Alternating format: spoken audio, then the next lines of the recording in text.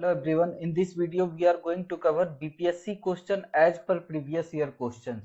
जो previous year question आ चुका है उसको देखेंगे और उसी के तरह जो इस साल का क्वेश्चन बनेगा उसमें कवर करेंगे, तो इसका आने का प्रोबेबिलिटी ज्यादा रहेगा। तो इस वीडियो में हम लोग करंट अफेयर्स देख रहे हैं जो बिहार पे बेस्ड है और जो जनरल करंट अफेयर्स है। पहले इस पे आते हैं तो प्रीवियसली पूछा जा चुका है बिहार चीफ जस्टिस कौन है, उस पे सवाल पूछा गया था कि किसने राज्यपाल को ओथ सेरेमनी में थे। तो चीफ जस्टिस ही राज्यपाल गवर्नर को ओथ दिलाते हैं शपथ ग्रहण में। तो चीफ जस्टिस पूछा गया था। तो अभी करंट चीफ जस्टिस बहुत इंपॉर्टेंट है, पता होना चाहिए कि अभी chief justice of Patna high court कौन है। Justice Sanjay Karol. Okay, he justice Sanjay Karol with Nitish Kumar. Justice Sanjay Karol, justice Sanjay Karol. Okay, next is age limit क्या होता है। हाई कोर्ट का जज का एज लिमिट होता है 62 years, important for polity questions. और सुप्रीम कोर्ट में एज लिमिट कितना होता है 65 ईयर्स। ओके, तो लॉ से रिलेटेड जो highest law officer of state होता है, जो स्टेट गवर्नमेंट का वकील हुआ सबसे बड़ा, तो वो कौन होता है, बिहार एडवोकेट जनरल बोला जाता है। तो बिहार के एडवोकेट जनरल कौन है, ललित किशोर। जैसे अटॉर्नी जनरल होता है सेंटर में दिल्ली में, उसी तरह हर एक स्टेट का अपना अपना एडवोकेट जनरल होता है। वो स्टेट का सबसे highest law officer he is Lalit Kishore. Sushant Singh Rajput के टाइम में ये बहुत न्यूज में थे अपने बयानबाजी के लिए। तो ललित किशोर। और एक कॉमन बीपीएससी के चेयरमैन सबको पता होगा, आर के महाजन। बिहार के गवर्नर ये तो बहुत पुराने हो गए, फागू चौहान। तो बिहार से रिलेटेड इतना। नेक्स्ट, बिहार दिवस का सिग्निफिकेंस पूछा गया था कि बिहार दिवस 22 मार्च को बनाया जाता है, इसका सिग्निफिकेंस क्या है। तो 22 मार्च 1912 को जो है ना बिहार से बंगाल प्रेसिडेंसी से बिहार अलग हुई थी।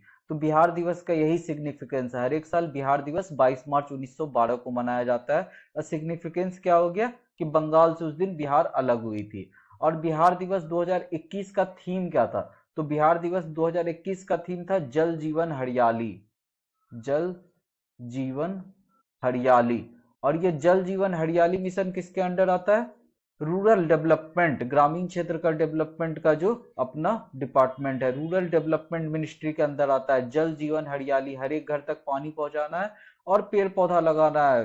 नीतीश जी का बहुत ज्यादा फोकस है इस मिशन पे, जल जीवन हरियाली मिशन पे।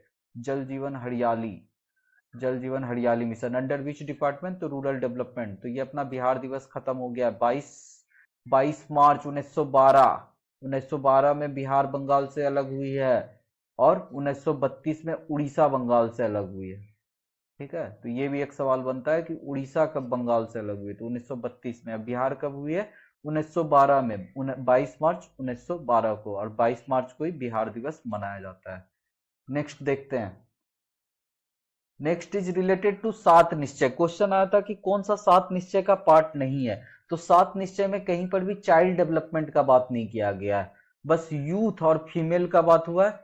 यूथ, फीमेल और बाकी जो अपने बेसिक चीजें, बिजली, पानी, घर तक पक्की गली रोड का, फिर शौचालय का, और सबको अपॉर्चुनिटी देने का। तो दो सात निश्चय दो आए हैं, पार्ट वन पार्ट टू। सात निश्चय पार्ट वन 2015 से 2020 तक का था, और अब पार्ट टू 2020 से 2025 के लिए। इसमें दो नया चीज बस ये आया है कि अब खेत को भी सिंचाई के लिए हर एक खेत को पानी पहुंचाना है, और दूसरा सबके लिए स्वास्थ्य सुविधा। ये दो नया चीज आया, बाकी सब चीज लगभग सेम ही है। फिर से यूथ का बात, फीमेल का बात, स्वच्छ गांव, स्वच्छ शहर, और सुलभ संपर्कता मतलब रोड बनाना है। तो नया दो चीज क्या है, हर खेत को सिंचाई के लिए पानी और सबके लिए स्वास्थ्य सुविधा। अभी भी चाइल्ड डेवलपमेंट का बात कहीं सात निश्चय में नहीं है। सात जो निश्चय है नीतीश गवर्नमेंट का, अब पार्ट टू चल रहा है 2020 से 2025 का। बजट एलोकेशन बिहार बजट वाले वीडियो में हम लोग कवर करेंगे। अभी बस देख लेते हैं सात निश्चय का पार्ट क्या है। एक तो यूथ के लिए और फीमेल के लिए। फीमेल के लिए तो बहुत चीज हुआ है अच्छा अच्छा, कि 33% जॉब में रिजर्वेशन है। अब तो इंजीनियरिंग और मेडिकल में भी बिहार में फीमेल को रिजर्वेशन मिल गया 33%। ओके, तो नेक्स्ट देखते हैं। अब सात निश्चय अपना खत्म हो गया, नीतीश जी का पेट प्लान। स्पेशल स्टेट, विशेष राज्य का दर्जा से हमेशा सवाल बनता है कि बिहार को विशेष राज्य का दर्जा मिलना चाहिए। बिहार को अभी तक विशेष राज्य का दर्जा नहीं मिला है। वही सवाल पूछा गया था कि which of the following state have not got the special state status. तो उसका आंसर बिहार था। बिहार को अभी तक स्पेशल स्टेट नहीं मिला है। स्पेशल स्टेट में होता क्या है, स्पेशल स्टेट में गवर्नमेंट का फंडिंग बढ़ जाता है, आप इसी से समझ लीजिए। और ये पहला बार ये कॉन्सेप्ट कहाँ से आया था, विशेष राज्य का, गैडगिल मुखर्जी। गैडगिल मुखर्जी 5 ईयर प्लान से रिलेटेड है, थर्ड और फिफ्थ ईयर 5 ईयर प्लान से। तो इन्होंने स्पेशल स्टेट का दिया था कि इन सब स्टेट को स्पेशल फोकस करना है। तो ये सब कौन है अपने साथ, north east state, Sikkim, Uttarakhand, Himachal Pradesh और जम्मू कश्मीर। इसका ये एक है भी, इकोनॉमिक बैकवर्ड होना चाहिए, हिली ट्रेन होना चाहिए, लो डेंसिटी होना चाहिए। बिहार इसी बेसिस पे मांगती भी है कि बिहार इज इकोनॉमिकली बैकवर्ड, तो हम लोग को स्पेशल स्टेट का मिलना चाहिए। लेकिन अब फंडिंग कम हो गया स्पेशल स्टेट में, अब तो मांग भी कम हो गया, क्योंकि बिहार में नीतीश और बीजेपी का गवर्नमेंट ही है। और ये स्पेशल स्टेट का मान्यता कौन देती है, तो वो देती है, बहुत important, national development council. National development council देती है। इसके चेयरमैन कौन होते हैं, प्रधानमंत्री अपने पीएम होते हैं नेशनल डेवलपमेंट काउंसिल के। और जितने चीफ मिनिस्टर सब हैं, चीफ मिनिस्टर या तो यूनियन टेरिटरी के एडमिनिस्ट्रेटर इसके मेंबर होते हैं, नेशनल डेवलपमेंट काउंसिल। तो ये भी सवाल बनता है कि कौन स्पेशल स्टेट का मान्यता देने के लिए कौन सा ऑर्गेनाइजेशन रिस्पॉन्सिबल है, तो एनडीसी, नेशनल डेवलपमेंट काउंसिल।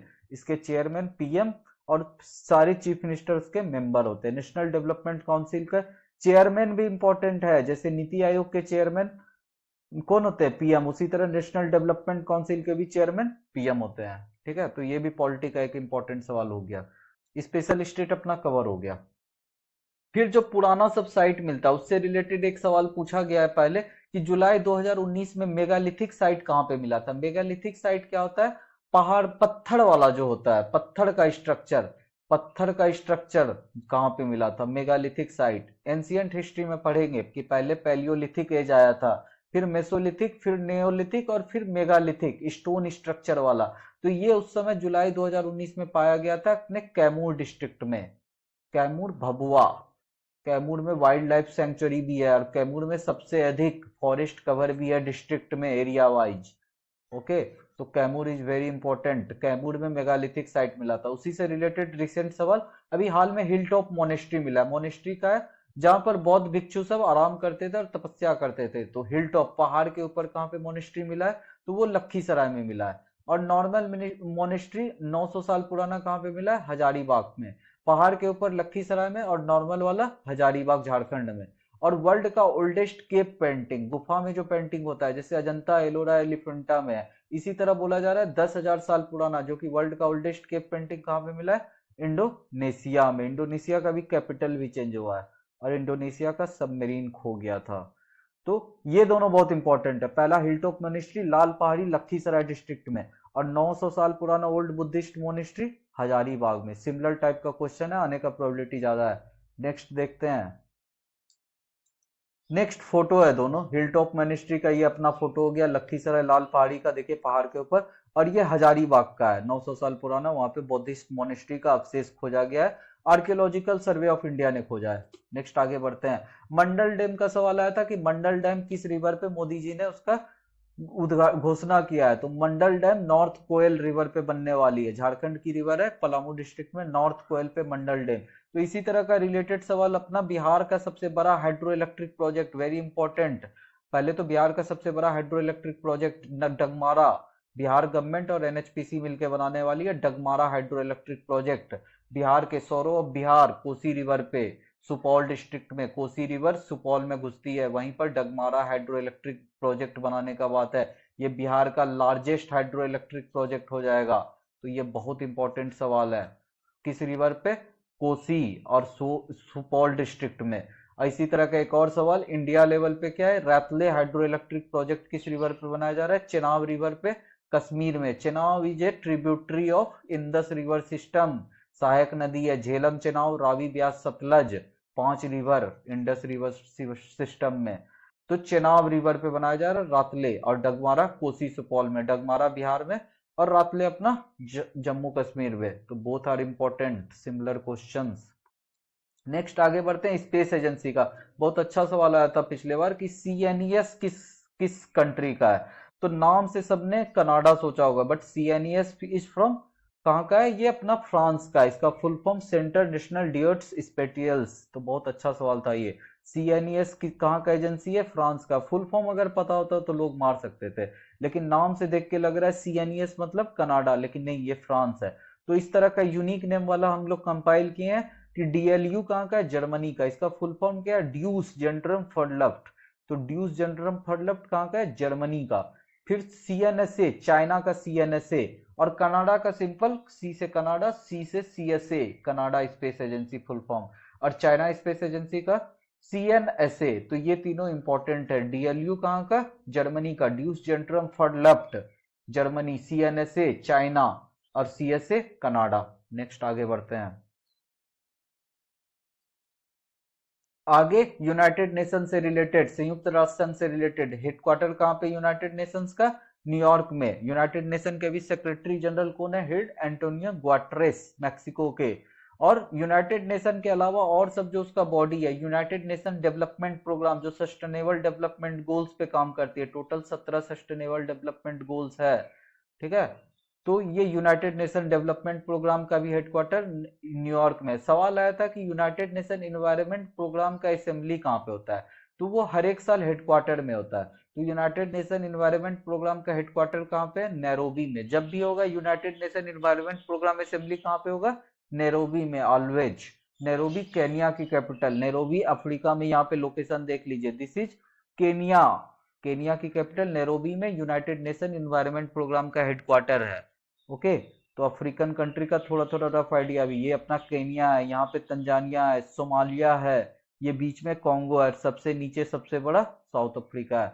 आगे यूनेस्को का, यूनेस्को वर्ल्ड हेरिटेज साइट का जो मान्यता देती है और एजुकेशन पे काम करती है। यूनेस्को का हेडक्वार्टर कहाँ पे? पेरिस में। तो ये सब हेडक्वार्टर इंपॉर्टेंट है, याद होना चाहिए। नेक्स्ट आगे बढ़ते हैं। नेक्स्ट, अब यूनाइटेड नेशन में हर एक कंट्री अपना रिप्रेजेंटेटिव भेजती है, जो अपना कंट्री का पक्ष रखती है। तो इंडिया का यूनाइटेड नेशन परमानेंट रिप्रेजेंटेटिव देख लेते हैं। पिछले बार सवाल आया था क्या कि सैयद अकबरुद्दीन के पहले कौन थे? उस टाइम पे सैयद अकबरुद्दीन थे। तो पूछ लिया गया था कि सैयद अकबरुद्दीन के पहले कौन थे? तो अशोक कुमार मुखर्जी थे। तो एक ऑर्डर में पता होना चाहिए कि अभी हरदीप सिंह पुरी थे सबसे पहले, जो कि अभी मिनिस्ट्री ऑफ हाउसिंग अफेयर्स भी हैं, और मिनिस्ट्री ऑफ पेट्रोलियम, दोनों मिनिस्ट्री संभालते हैं Hardeep Singh Puri. Central vista mission, central vista mission के लिए बहुत गवर्नमेंट को डिफेंड करते रहते हैं। तो सबसे पहले क्रोनोलॉजिकल ऑर्डर में हरदीप सिंह पुरी साहब थे, फिर अशोक कुमार मुखर्जी, फिर सैयद अकबरुद्दीन तो हमेशा न्यूज में रहते थे, सबको पता होगा। और अभी सबसे लेटेस्ट कौन है? TS तिरुमूर्ति। तो ये दोनों, ये बहुत इंपॉर्टेंट है। TS Tirumurti is the United nation permanent representative. Indian foreign services के ऑफिसर, सीनियर ऑफिसर ही बनते हैं, IFS UPSC के थ्रू जो होता है वही सब बनते हैं। अभी TS तिरुमूर्ति साहब है। और यूनाइटेड नेशन का बहुत डिफरेंट डिफरेंट आर्म है। Representative for डिसआर्मामेंट treaty. डिसआर्मामेंट क्या होता है कि आप अपना जो अस्त्र शस्त्र है कम कीजिए, न्यूक्लियर मिसाइल सब। तो वो अनुपम रे है, उसको रिप्रेजेंट करने के लिए। और स्पोक्स पर्सन, जेंडर इक्विलिटी का अगर वहां पे बात, स्पोक्स पर्सन बन के कौन गई थी? तो जोया अग्रवाल, बस वहां पर भाषण देने के लिए जेंडर इक्विलिटी पे। तो जोया अग्रवाल। और ये क्या है, न्यूज में क्यों थी कि एयर इंडिया का जो सबसे लॉन्गेस्ट फ्लाइट था, San Francisco to Bengaluru, all women, उसमें सारी लड़कियां थी, उसको ये हेड कर रही थी जोया अग्रवाल, मुजफ्फरपुर की रहने वाली। तो ये पहले इंपॉर्टेंट था सवाल, ये बनता है कि United Nation spokesperson for gender equality Zoya Agarwal, Bihar की रहने वाली, इसलिए इंपॉर्टेंट है। ये अपने परमानेंट रिप्रेजेंटेटिव, अभी सबसे परमानेंट कौन है? TS Tirumurti latest. उसके पहले सैयद अकबरुद्दीन, उसके पहले अशोक कुमार मुखर्जी, और उसके पहले हरदीप सिंह पुरी। तो ये पता होना चाहिए। ओके। नेक्स्ट आगे बढ़ते हैं। Next is, next is Olympic से रिलेटेड था। बहुत इजी सवाल पूछ लिया था कि 2020 का ओलंपिक्स कहाँ पे हुआ था? तो टोक्यो ओलंपिक्स, टोक्यो 2020 में। तो हाल फिलहाल का आगे का देख लेते हैं। 2020 का तो टोक्यो में हो गया। 2024 का कहाँ पे होने वाला है? पेरिस। 2028 का अमेरिका लॉस एंजलिस। 2032 का अभी हाल में ही घोषणा हुआ है कि ऑस्ट्रेलिया होगा। तो ये पता होना चाहिए। 2020 Tokyo, 24 Paris, 28 America Los Angeles और 32 ऑस्ट्रेलिया। इसी तरह ब्रिक्स समिट 2019 का पूछा गया था। तो ब्रिक्स बहुत इजी है, जैसे नाम से है, पहले B ब्राजील, फिर R रसिया, फिर इंडिया, फिर चाइना, फिर साउथ अफ्रीका, इसी ऑर्डर में चलता है। फिर अगला बार ब्राजील में, तो 2019 का ब्राजील में हुआ था। फिर अगला कहाँ होगा? BR ब्रिक्स का रसिया में, 2020 का, 2021 का इंडिया में। तो आप कहीं का भी एक याद कर लीजिएगा तो पूरा याद हो जाएगा। ओके। तो 2021 से याद कर लीजिए कि 2021 का इंडिया में हुआ था, तो 2022 का चाइना में होगा, 2022 का। तो ब्रिक्स याद करना ही जी जी। ब्रिक्स का अगर ऑर्डर में एक पता है कि पहला कहाँ, बी से ब्राजील में, फिर सेकंड रसिया में होगा, फिर इंडिया, फिर चाइना, साउथ अफ्रीका, फिर ब्राजील में स्टार्ट हो जाएगा। ठीक है, तो ब्रिक्स से रिलेटेड। और ब्रिक्स का जो बैंक है, ब्रिक्स का बैंक का क्या नाम है, न्यू डेवलपमेंट बैंक। ये भी एक सवाल बन सकता है कि ब्रिक्स का बैंक का क्या नाम है, एनडीबी, न्यू डेवलपमेंट बैंक। इसके ब्रिक्स के तो पांचों मेंबर हैं ही, ब्राजील, रसिया, इंडिया, चाइना और साउथ अफ्रीका। अभी टोटल 4 नए मेंबर बने हैं, पहले 3 एक साथ आए, फिर अभी एक और चौथा जोड़ा गया है। तो 3 एक साथ कौन कौन आए थे, पहले बांग्लादेश, बांग्लादेश, फिर यूएई, यूनाइटेड अरब अमीरात, उसके बाद उरुग्वे, उरुग्वे, और सबसे लेटेस्ट मेंबर जो बना है इजिप्ट। तो ये चारों इंपॉर्टेंट है, और सबसे लेटेस्ट तो है ही इंपॉर्टेंट कि Egypt is the latest member of NDB, new development bank. BRICS का जो बैंक है न्यू डेवलपमेंट बैंक, इसके ये 4 नए मेंबर बने, 4 में 3 पहले बांग्लादेश, यूएई, उरुग्वे, फिर अभी सबसे लेटेस्ट इजिप्ट जुड़ा है। और इसका मीटिंग ऑर्डर में होता है, ब्रिक्स पहला ब्राजील, फिर रसिया, फिर इंडिया, फिर चाइना, फिर साउथ अफ्रीका। तो आप किसी भी एक ईयर का याद कर लीजिएगा तो आपका हमेशा के लिए याद हो गया। ओके, 2021 का इंडिया में हुआ था। नेक्स्ट आगे देखते हैं। आगे इंटरनेशनल गांधी पीस प्राइज पूछ लिया गया था, 2020 में एग्जाम हुआ था, और 2018 का गांधी पीस प्राइज पूछ लिया था। संयोग से ऑप्शन में जो है ना सब वो सब था, क्या कहते हैं, सुलभ इंटरनेशनल ट्रस्ट वगैरह थे, जबकि इंटरनेशनल गांधी पीस प्राइज इनको मिला, योहेई सासाकावा। तो ऑप्शन के कारण इजी हो गया था। तो तीनों याद कर लीजिए, ये तीनों रिसेंट का है। तो 2018 का तो पूछा जा चुका है। 2019 का ओमान के पुराने किंग काबूस बिन सईद अल सैद को मिला है, ओमान कंट्री के। और सबसे लेटेस्ट शेख मुजीबुर रहमान को, 2020 का शेख मुजीबुर रहमान को, बंगबंधु शेख मुजीबुर रहमान, अभी उन्हीं की बेटी वहां बांग्लादेश में पीएम है, शेख हसीना। ओके, तो this is very important, Sheikh Mujibur Rahman. ये ऑर्डर में थोड़ा सा देख लीजिए, क्योंकि एक 2018 का पूछा जा चुका है। तो 2019 में ओमान के काबूस बिन सईद अल सैद को, और 2020 का शेख मुजीबुर रहमान को। नेक्स्ट आगे देखते हैं। आगे ये नॉर्थ ईस्ट के कुछ चीफ मिनिस्टर का फोटो है, जो कि हम फेमस नहीं है, न्यूज में नहीं रहते हैं। तो ये पहला हम लोग देख रहे हैं किनका, नागालैंड के। एन से नागालैंड, और एन से इसका चीफ मिनिस्टर का भी नाम स्टार्ट होता है।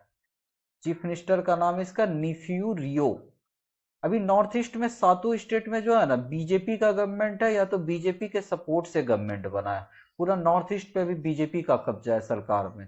ठीक है, उसका फायदा ये होता है कि अगर कोई constitutional amendment bill federal provision check करेगा ना, तो वो हाफ स्टेट का रेटिफिकेशन ईजी हो जाएगा। ऐसे नॉर्थ ईस्ट में अभी पूरा बीजेपी का कब्जा है, आप इतना समझ लीजिए। तो ये अपना नागालैंड के नेफ्यू रियो है। और ये मिजोरम के जोराम थंगा, मिजो नेशनल फ्रंट के ये हेड है। तो वो यहाँ पे मिजोरम के जोराम थंगा है। ठीक है, अब एक बार नॉर्थ ईस्ट का स्टेट का हम लोग मैप में भी देख लेते हैं, और एक बार हम उसको चीफ मिनिस्टर का नाम का टेबल के हिसाब से देख लेते हैं। तो पहले ये नॉर्थ ईस्ट में स्टार्ट करेंगे, एक ऑर्डर में हम लोग मैप क्रिएट कर लेंगे। सबसे पहला अपना कौन सा है, असम। वेस्ट बंगाल के बाद यहाँ पे असम स्टार्ट होती है, तो ये अपना असम। ठीक है, फिर असम क्लॉकवाइज जाते हैं, तो असम के बाद यहाँ पे अरुणाचल प्रदेश। ओके, फिर यहाँ पे नागालैंड, फिर मणिपुर, फिर मिजोरम, यहाँ पे त्रिपुरा, और यहाँ पर अपना मेघालय। तो ये याद होना चाहिए। सबसे पहले असम। असम के चीफ मिनिस्टर कौन है, हमेशा विवादित बयान देने वाले हेमंत विश्वास शर्मा। हेमंत विश्वास शर्मा पहले कांग्रेस में थे, अब बीजेपी में है। उनका न्यूज ये इसलिए छोड़ के चले गए थे क्योंकि राहुल गांधी से मिलने गए थे। तो राहुल गांधी बोले कि अभी ये अपने कुत्ते को खिला रहा है। हिमंत विश्वास शर्मा बहुत पावरफुल लीडर, पहले हेल्थ मिनिस्टर थे, अभी इलेक्शन के बाद ये चीफ मिनिस्टर बन चुके हैं। हिमंत विश्वास शर्मा नॉर्थ ईस्ट में पूरा बीजेपी का कब्जा करने में इनका बहुत इंपॉर्टेंट रोल है। हिमंत विश्वास शर्मा बहुत इंपॉर्टेंट है, हिमंत विश्वास शर्मा। उसके बाद अरुणाचल प्रदेश में पेमा खांडू, ये तो हमेशा न्यूज में रहते हैं। फिर ये अपना नागालैंड, नागालैंड के नेफ्यू रियो हम लोग देख लिए। फिर मणिपुर, मणिपुर के एन बीरेन सिंह, ये भी न्यूज में थे क्योंकि एक जर्नलिस्ट को उठा के डाल दिए थे जेल में क्योंकि उन्होंने गाय पे कुछ बोला था जर्नलिस्ट में। तो ये मणिपुर के एन बीरेन सिंह, इसका भी चर्चा कर चुके हैं हम लोग पहले बहुत बार करंट अफेयर्स में, एक्स फुटबॉलर रह चुके हैं। मिजोरम के जोरामथांगा। त्रिपुरा के बिप्लब देब, बिप्लब देब तो हमेशा न्यूज में रहते हैं, बॉडी बिल्डर हैं, कुछ भी उल्टा पुल्टा बयान देते रहते हैं। और मेघालय के Conrad Sangma, National People's Party के हेड है। नेशनल पीपुल पार्टी अभी हाल में ही नेशनल पार्टी का दर्जा मिला, 8वां नेशनल पार्टी देश की बन गई है। तो this is also important, Conrad Sangma, Meghalaya. Okay, तो अपना पूरा नॉर्थ ईस्ट के सारे चीफ मिनिस्टर कवर हो गए। इसमें असम के हिमंत बिस्वा शर्मा तो हमेशा न्यूज में रहते हैं, अरुणाचल प्रदेश पेमा खांडू न्यूज में रहते हैं, नागालैंड को एक बार ध्यान से देख लीजिए, निफ्यू रियो। फिर मणिपुर के एन बीरेन सिंह न्यूज में रहते हैं, मिजोरम के जोरामथंगा, इसको एक देख लीजिए, याद कर लीजिए। त्रिपुरा के विप्लव देव न्यूज में रहते हैं, कोनराड सांगमा मेघालय के इंपॉर्टेंट है क्योंकि इनकी पार्टी अभी नेशनल पार्टी बन गई, national people party, eighth eighth 8वां नेशनल पार्टी बन गई है एनपीपी, नेशनल पीपल्स पार्टी। और रिलेटेड ये सवाल हम बनाए क्यों टेबल, क्योंकि पूछा गया था कि after the death of Manohar Parrikar who become the chief minister of Goa, तो रिसेंट सीएम इंपॉर्टेंट हो जाता है। गोवा के प्रमोद सावंत है। उसी तरह उत्तराखंड में भी कौन है, पुष्कर सिंह धामी। बीजेपी ने अभी 3 अपने स्टेट के चीफ मिनिस्टर को चेंज किया है इलेक्शन के जस्ट पहले, तो ये तीनों इंपॉर्टेंट हो जाते हैं। सबसे पहले उत्तराखंड पुष्कर सिंह धामी, फिर गुजरात में भूपेंद्र पटेल, कर्नाटक में बसावा राज बोमई, येदियुरप्पा साहब को बहुत मुश्किल से हटा पाए हैं, अब बसावा राज बोमई बन गए वहां पे, ठीक है। और तमिलनाडु में डीएमके के एमके स्टालिन, ये तो हमेशा न्यूज में रहते हैं, नीट में इन्होंने रिजर्वेशन दिला दिया। MK Stalin OBC reservation, OBC Dravidian movement का बहुत बात करते हैं, तो एमके स्टालिन ये भी इंपॉर्टेंट है। तमिलनाडु के गवर्नर आर एन रवि।